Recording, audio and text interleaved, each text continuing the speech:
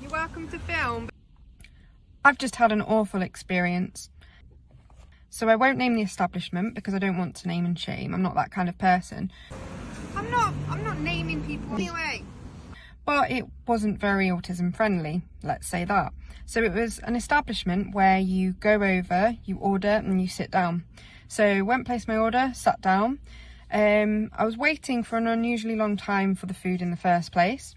And I was with other people. And we all ordered separately, but to the same table. And basically they brought over all the food together, pretty much, placed it down and said, all your orders are there. We checked, there was a lot of food missing. So when I'm in the right mood, I can go over and I can challenge this. I can be good at complaining, because when I complain, I always say to people, I'm very fair, and I'll always point out some positives, because I'm like, I don't want to go over and rant at people. That's not very nice, is it? So I basically went over and I politely inquired about the missing items. I may add, before I actually went over and mentioned the missing items, I did thoroughly check. So I went through each individual and said, what are you missing? What are you missing? Because we were all missing something. I think there was about 7 things missing off this list. So I went over to this member of staff. They seemed to be helpful, but they seemed a bit agitated, and they basically took the receipt and said, oh, I'll sort it. I'll be about 5 minutes. 20 minutes later, no food. So what do?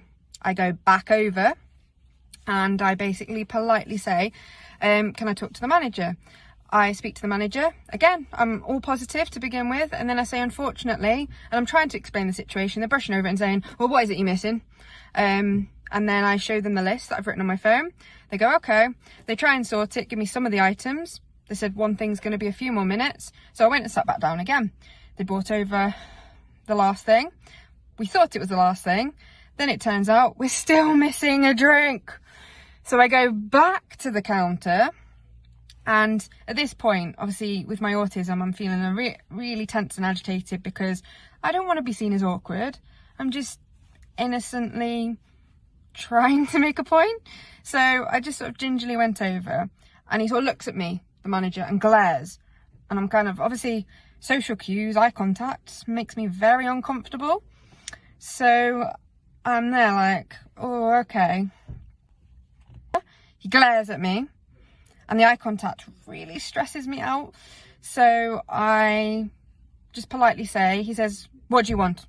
And I say, there's a Sprite missing. He said, I've just given you a Sprite. And I'm kind of like, we ordered 2, because we had 2 Sprites that were due to come. So he goes over, half fills a Sprite, half fills it. It may have been just over half, in fairness to him, but even so, it wasn't filled.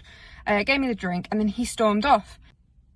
As a customer, you expect good customer service. I'm paying for a good service. From an autistic perspective, essentially, this situation became really unpredictable, because normally, if there's a problem, you complain, and that's that. So essentially, my main issue here as an autistic person is the fact that the situation became really unpredictable. Now, on any level, autism or not, their behaviour was completely unacceptable. You don't talk to people like this. But when you include autism, the whole situation became unpredictable, because I never spoke rudely to people. I know I'm being quite passionate now, but that's more because I'm demonstrating internal emotion where I'm really stressed out by it.